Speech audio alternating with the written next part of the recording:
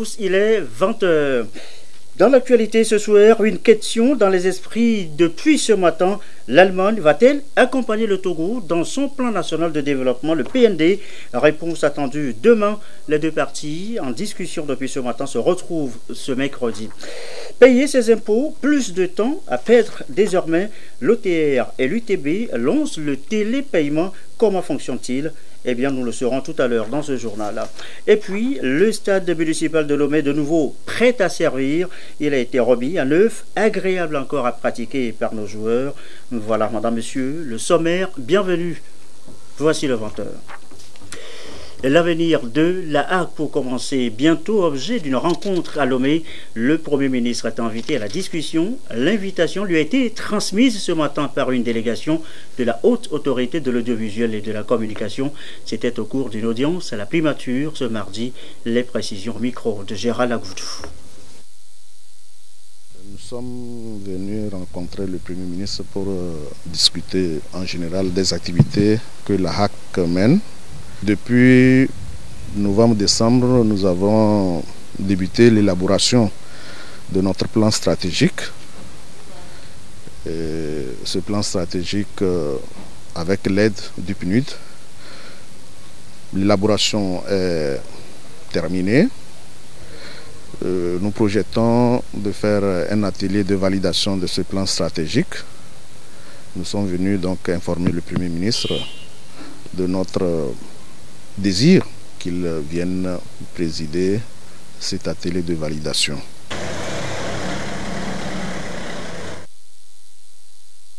On vient maintenant la grande question du jour. L'Allemagne va-t-elle accompagner le Togo dans son plan national de développement, le PND?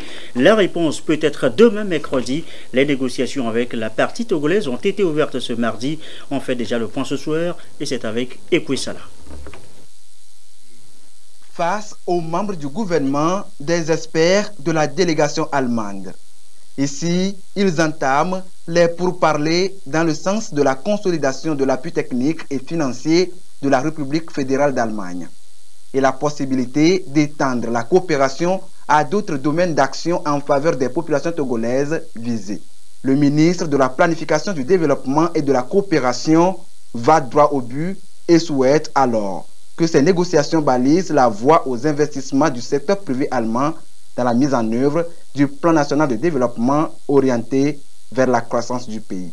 Depuis 2012, des programmes prioritaires sont mis en œuvre à la satisfaction des populations bénéficiaires, notamment dans les domaines de la formation professionnelle, de l'emploi des jeunes, de la décentralisation, de l'agriculture et du développement rural, élargi ensuite au domaine de la santé, de l'énergie et de l'environnement. Nous pouvons par ailleurs constater ensemble que tous les projets financés par la coopération allemande restent alignés sur les priorités du PND.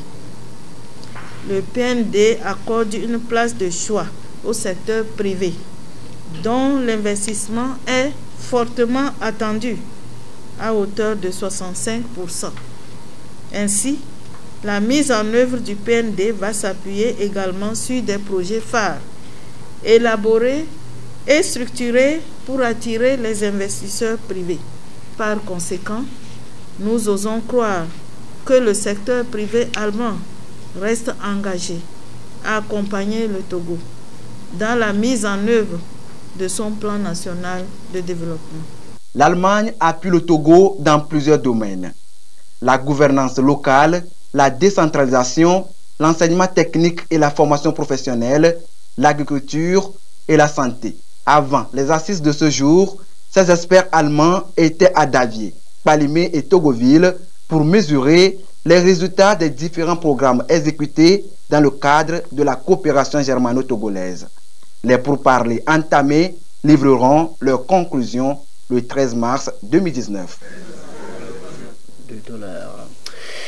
Écho du séjour émirati du chef de l'État, le président Faure Gnassingbé, hier s'est entretenu au premier jour de sa visite d'amitié, de travail aux Émirats arabes unis avec le prince héritier d'Abu Dhabi, son Altesse Mohammed bin Sayed. Les échanges qui ont porté sur la coopération entre les deux peuples ont tourné autour des questions de développement, de multilatéralisme, de création d'emplois pour la jeunesse et de promotion des énergies renouvelables, notamment l'énergie solaire. À l'issue de la rencontre, un mémorandum d'entente a été signé avec un financement de 15 millions de dollars accordé par le Khalifa Fund pour le financement et l'accompagnement des PMI de notre pays, le Togo. Vous voyez là les images de la signature, de la cérémonie de signature donc de cet accord de financement.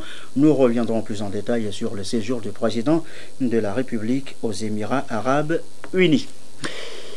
Je vous l'annonçais en titre tout à l'heure, ne perdez plus de temps à payer vos taxes. Opérateurs économiques, depuis chez vous, à la maison ou au bureau, via Internet, vous pourriez désormais payer vos taxes. L'Office togolais des recettes OTR et l'Union togolaise des banques, l'UTB, vient de lancer le télépaiement. Comment fonctionne-t-il? Les explications, Lucassi.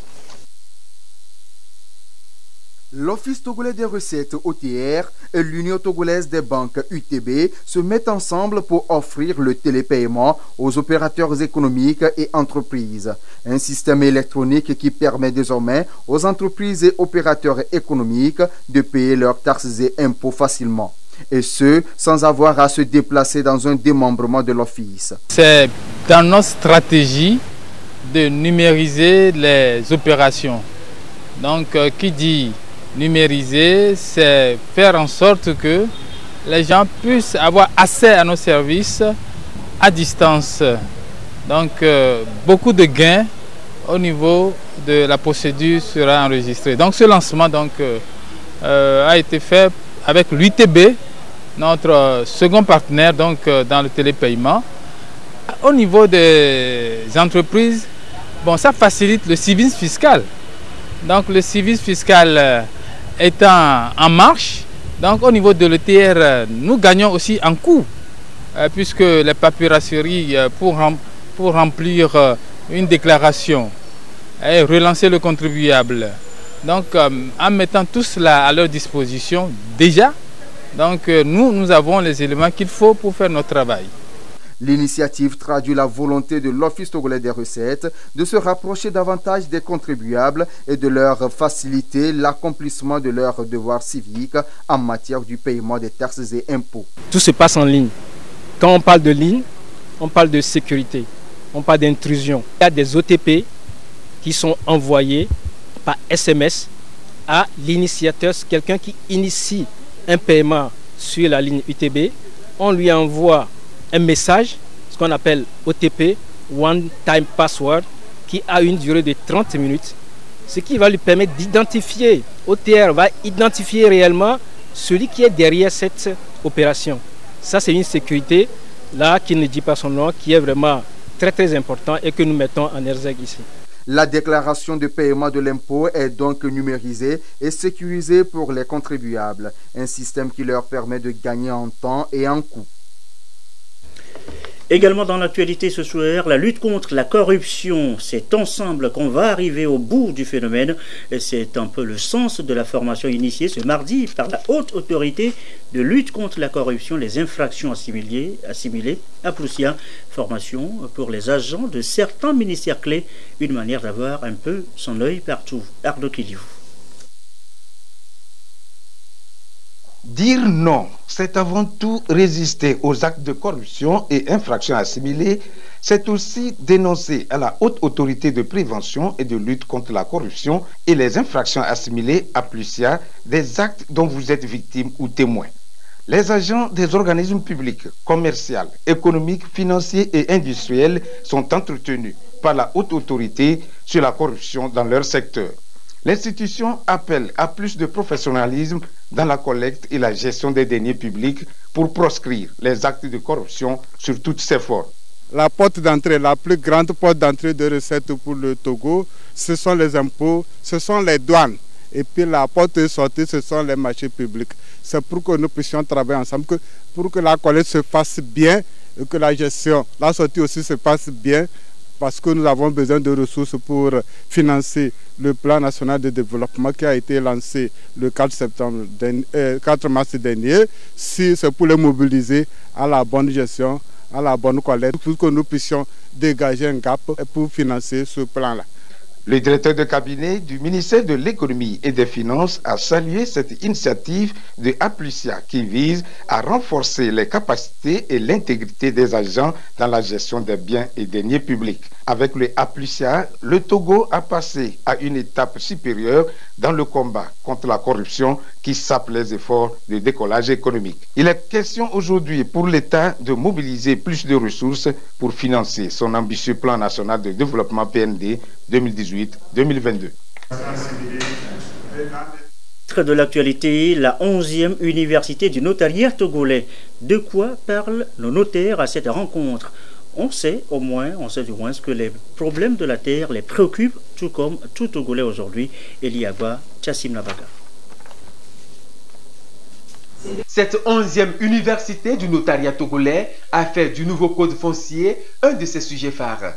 La problématique abordée ici est le rôle et la responsabilité du notaire à la lumière des nouvelles dispositions de ce code promulgué le 14 juin 2018. La question est prégnante et d'actualité, d'autant plus que 70% des affaires qui pendent devant les juridictions en matière civile concernent le foncier. Le nouveau code foncier du Togo fait du notaire l'acteur principal du foncier, en ce sens que tous les actes translatifs constitutifs de droits réels immobiliers, c'est-à-dire les ventes, doivent passer devant le notaire. La terre, à l'origine, appartient à la collectivité et les pratiques, les ventes se sont faites depuis le temps et aujourd'hui nous sommes dans une société de consommation où les gens, la terre est devenue un bien économique et chacun veut en tirer son profit. Et du coup, vous voyez les remises en cause des ventes qui sont faites au début où les gens n'étaient même pas informés sur la nécessité d'avoir un mandat. La qualité de la personne qui a vendu à l'époque se trouve remise en cause. Est-ce qu'il faut continuer ainsi? Mais non, le législateur togolais l'a inscrit dans le code des prescriptions abrégées. C'est-à-dire, dès lors que vous justifiez d'un titre, et ne serait-ce même qu'un reçu de vente, qui vous occupez l'espace pendant 10 ans, de façon continue, non interrompue par quelque procès que ce soit, vous pouvez être possesseur de bonne foi et jouir du titre foncier si vous le demandez.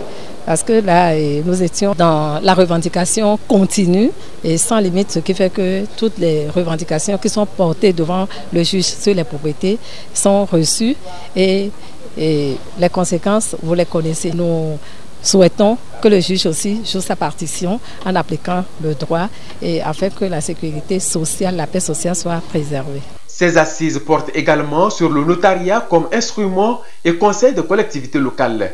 Ici, l'expérience et l'expertise de la Chambre interdépartementale des notaires de la Cour de Cannes en France fait cas d'école. Le maire est conseillé par le notaire en France au quotidien pour ses interventions foncières, pour construire des infrastructures, des écoles, de la voirie et évidemment mettre en place tout un système juridique et faire les acquisitions foncières nécessaires de la collectivité à son profit et lui garantir une sécurité juridique optimale et une responsabilité des notaires qui va venir renforcer le contrat entre la mairie, la collectivité locale et l'usager. Autre préoccupation importante de ces travaux, la pratique du nouveau régime juridique des valeurs mobilières dans l'espace OHADA. Il s'agit pour les notaires de s'approprier les régimes et modes de la transmission, la dématérialisation et la sanction du défaut de non-libération des actions.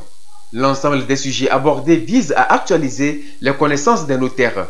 Les notaires sont des officiers publics qui rendent des services aux citoyens au travers de l'application des tests. Des tests que nous devons toujours nous approprier. C'est pourquoi nous avons besoin de nous mettre à jour pour être efficacement utiles aux prestations que nous apportons aux concitoyens togolais. L'acte notarié a autorité de la chose jugée en premier dernier ressort comme un jugement rendu par nos tribunaux en dernier ressort. Alors si des gens contractent chez le notaire sur de mauvaises bases, vous comprendrez le désastre des familles si en fin de compte on se rend compte que le droit n'est pas respecté. Donc le notaire, il est obligé de se mettre à jour au niveau des connaissances, de sorte que ceux qui sont en face de lui puissent contracter en toute connaissance de cause. Cet exercice de remise à niveau est vivement salué par les plus hautes autorités togolaises qui s'engagent à accompagner le notariat national. Le gouvernement togolais, qui a inscrit l'accès équitable à la justice aux membres de ses priorités dans son plan national de développement PND à l'horizon 2022, ne peut que saluer l'initiative des universités des notaires qui s'inscrit adéquatement dans son organigramme de modernisation de la justice toujours en cours. Soyez rassurés, le gouvernement, à travers notre département ministériel, est d'ores déjà disposé à vous accompagner. Le ministre s'est dit très attentif aux recommandations qui sortiront des présentes assises. Il a exhorté la Chambre nationale des notaires du Togo à organiser des journées portes ouvertes pour promouvoir davantage leurs activités auprès du grand public. Santé maintenant, Lomé commune fait son bilan 2018. Les prestations ont-elles été à la hauteur des attentes pour les populations?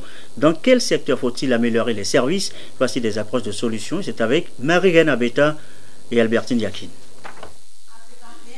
Le programme phare des pouvoirs publics dans le système de santé au Togo nécessite, selon les spécialistes, l'amélioration de la qualité et la quantité de l'offre des services. La revue régionale des activités sanitaires de Lomé commune tente d'atteindre la couverture sanitaire universelle, un défi à relever véritablement. L'impact sur les populations permettra de réduire des inégalités régionales d'accès à la santé. Ceci à travers une planification conséquente et efficace. Nous avons des points à améliorer, comme les couvertures vaccinales qui ont baissé cette année de plus de 7 points. Les organes de gestion de nos formations sanitaires n'ont pas été tout à fait fonctionnels.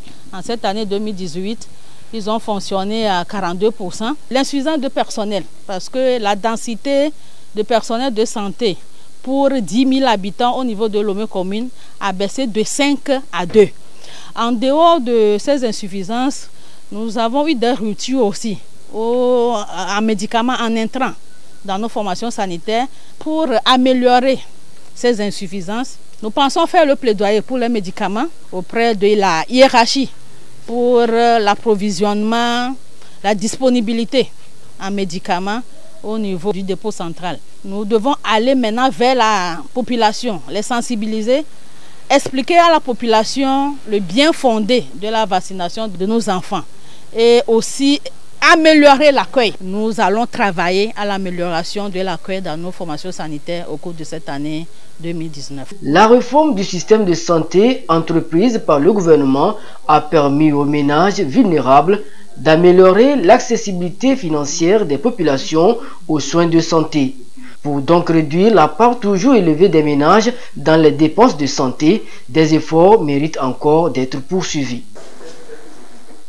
Et déjà dans la Kébou et dans le Wawa, dans les plateaux, il y a du renfort en produits pharmaceutiques. C'est un don, un gros ouf de soulagement également pour les populations bénéficiaires. Par ailleurs, bientôt d'un bâtiment scolaire.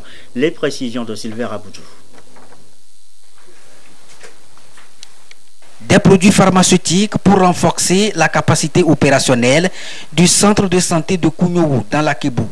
Ce don vient de l'association Conscience Patriotique et consiste à améliorer la santé des populations à travers des soins de santé de qualité. Une démarche pour appuyer les actions du gouvernement en vue de contribuer au bien-être social des populations à la base. Nous avions essentiellement besoin de ces médicaments parce que c'est vraiment gênant de voir que quelqu'un quitte Kounion pour se rendre jusqu'à Atakwame rien que pour chercher 2 ou 3 produits. Aujourd'hui, grâce à Conscience Patriotique, on peut dire que nous avons étoffé notre pharmacie. Et nous ne pouvons que dire merci.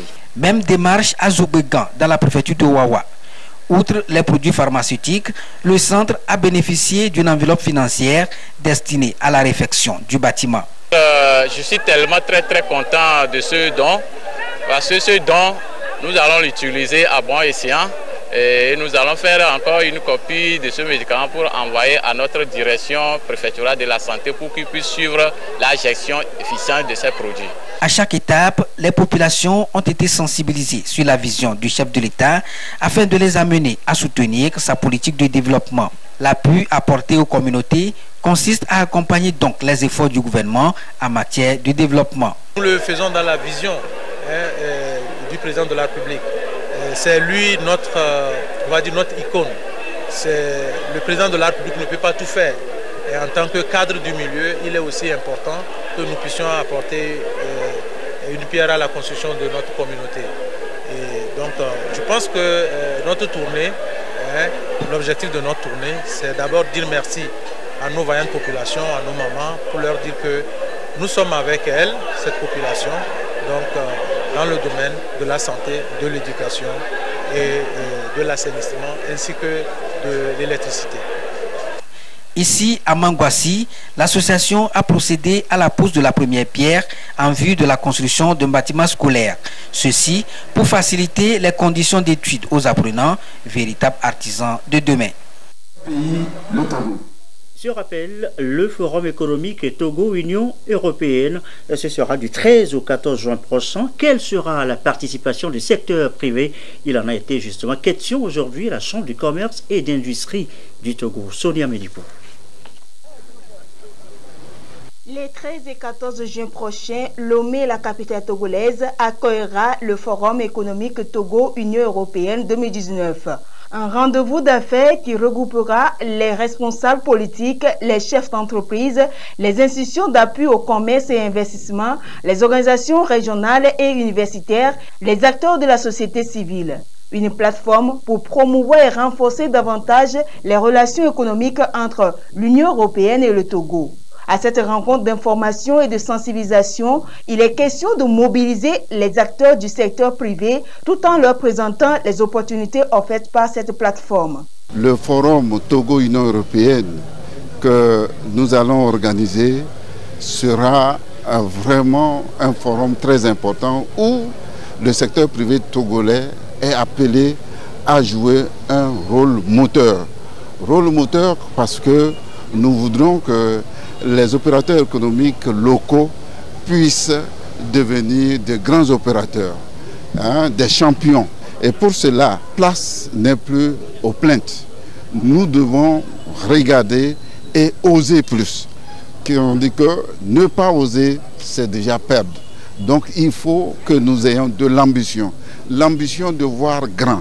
L'ambition de pouvoir jouer un rôle particulier en tant qu'opérateur économique. Depuis quelques années déjà, le Togo s'est engagé sur la voie du développement économique soutenu, durable et inclusif afin de se placer dans la Ligue des pays émergents à l'horizon 2030 à travers le Plan national de développement.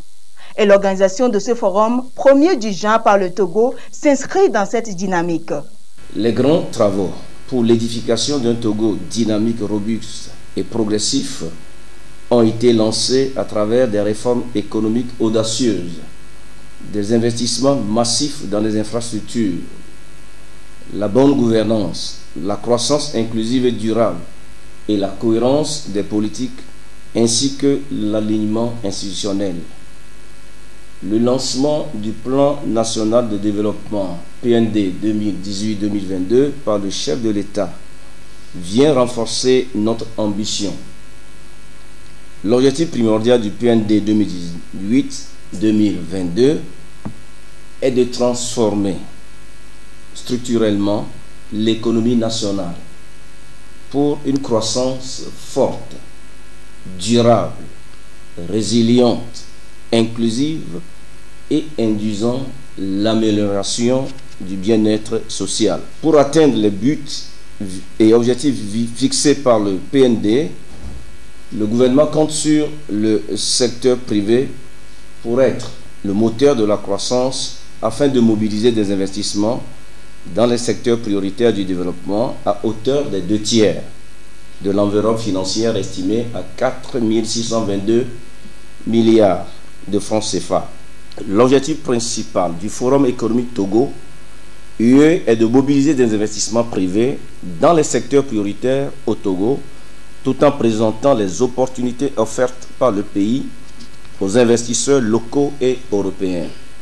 Le programme de l'événement a été conçu pour répondre, évidemment, aux principaux objectifs de développement ci-après: l'agriculture, l'industrie, en mettant l'accent sur la fabrication orientée vers l'exportation, les services à valeur ajoutée, le partenariat public-privé, l'autonomisation des femmes, c'est important pour nous, et des jeunes entrepreneurs, l'accès au financement de l'investissement, de même que l'accès au fonds de développement. L'organisation du premier forum économique Togo-Union européenne entend permettre aux investisseurs européens, d'une part, d'apprécier l'amélioration du climat des affaires au Togo et d'autre part, leur montrer les opportunités d'investissement dans le cadre du Plan national de développement 2018-2022. Plus de 200 rencontres B2B et 500 accords de partenariat privé-public et plus de 300 participants, dont 150 locaux, sont attendus. Dans le reste de l'actualité, les échos de la Journée internationale de la femme a signalé cette rencontre ce mardi des femmes Wildaf Togo à Guadeloupe. Elles appellent leurs consoeurs à plus d'engagement dans les affaires publiques. Nous reviendrons sur le sujet en images dans nos prochaines éditions. Autre journée internationale attendue cette fois, celle de la francophonie. C'est le 20 mars prochain. Le thème retenu cette année, simple, sobre, en français s'il vous plaît, pour démarrer la quinzaine. Aïcha Zebrou et Demso Soupo.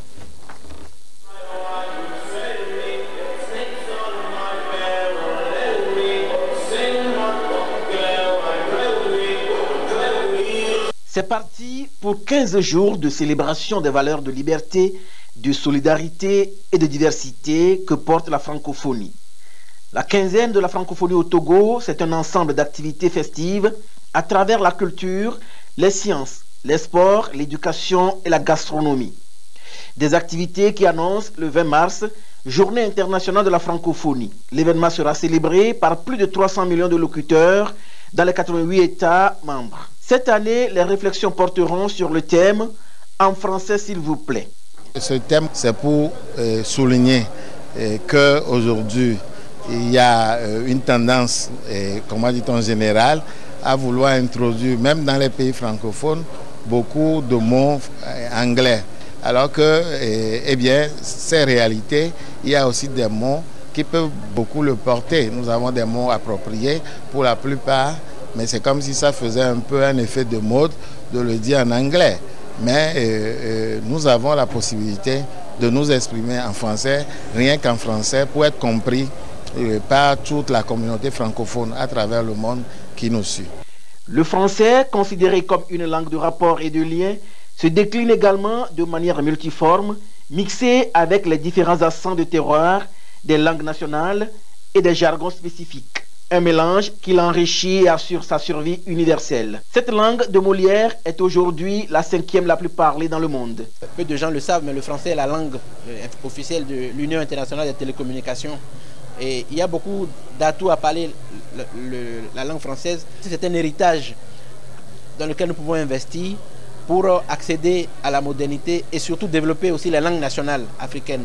Donc il s'agit de cohabiter, de co-construire entre le français et les langues partenaires, afin de faire en sorte que cet héritage de notre histoire puisse être mis en valeur. Pendant la quinzaine, beaucoup d'activités intéressantes sont prévues. Il y a les joutes verbales francophones pour permettre aux jeunes Togolais de pouvoir compétir certains concours d'éloquence. Nous avons aussi la conférence des jeunes leaders, Confégel, prévue samedi prochain, au Palais des Congrès de Lomé.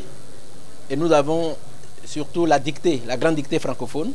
La quinzaine de la francophonie, c'est en perspective des moments d'échange et de prise de décision sur des questions importantes qui interpellent les peuples de cette communauté. Du sport dans cette édition, c'est complètement remis à neuf, agréable à regarder et surtout à pratiquer pour nos joueurs. Le stade municipal a refait peau neuve et prête à servir de nouveau à Flim Johnson pour le reportage. Une pelouse complètement remise à neuf. En seulement quelques semaines, l'ère de jeu du vieux temple du football togolais a retrouvé une heure de jeunesse pour se mettre aux normes exigées par la Fédération internationale de football association FIFA. Un coup de maître de l'entreprise portugaise Target Dosso Sports. Nous avons développé un système d'assurer que les fibres qui arrivent en Afrique sont bien protégées contre l'agression des UV. Alors on peut vous assurer que ce n'est pas les UV qui vont tuer la fibre. Le deuxième avantage, c'est que nous avons 24 poils par pointage contre les 12 poils de notre concurrence. Le troisième avantage, c'est que cette fibre, la forme de la fibre, c'est en X. Alors le profil de la fibre, c'est en X. Ça veut dire que les gouttes de l'eau se retiennent dans la fibre. L'humidité, ça reste quand tu mouilles les tapis. Et ça t'amène une surface très fraîche et ça donne l'avantage que le ballon peut rouler plus vite. C'est plus confortable pour les joueurs. C'est donc sur cette nouvelle pelouse synthétique que les footballeurs togolais vont désormais exprimer l'étendue de leur talent. Ceci s'inscrit parfaitement dans la droite ligne des ambitions de l'instance fêtière qui trouve en ce joyau une réponse à l'un de ses soucis majeurs. Franchement, vous-même, vous pouvez le sentir quand vous marchez sur la pelouse, vous sentez que vous avez une pelouse exceptionnelle. C'est un travail de technicien, un travail de haut niveau qui a été fait. Et je crois que c'est les joueurs qui seront très satisfaits de jouer donc, sur cette pelouse. Donc nous remercions vraiment le gouvernement pour l'effort qu'ils ont fait pour financer la pose donc, de cette pelouse. Et franchement, moi je dis que je suis tout heureux parce que c'est le championnat qui va se dérouler sur une belle surface. Estimé à un coût d'environ 200 millions de francs CFA, les travaux de réfection du stade municipal de Lomé ont été entièrement financés par le gouvernement togolais. Un lourd investissement, reflet une fois de plus de l'engagement des plus hautes autorités du pays à accompagner la jeunesse, en l'occurrence celle qui participe au rayonnement du Togo à travers le sport. Le gouvernement a tenu à ce que le travail soit assorti d'une garantie. Et ce travail est assorti d'une garantie de 8 bonnes années. Donc ça veut dire que nous pourrons aller jusqu'à 2027. Donc d'ici 2027, ça veut dire que la pelouse est censée tenir. Il y a eu un grand sacrifice qui a été fait par le gouvernement togolais pour remettre cette pelouse-là dans cet état-là. Les éperviers pourront donc s'entraîner sereinement dès le 8 mars prochain sur les nouvelles installations dans la perspective du dernier match des qualifications pour la Coupe d'Afrique des Nations 2019 face aux écureuils du Bénin à Cotonou le 24 mars. Voilà, c'est sur ce spectacle que se referme ce journal. Merci à vous qui nous suivez ce soir à Bruxelles et comme d'habitude, toujours fidèlement. Très belle soirée.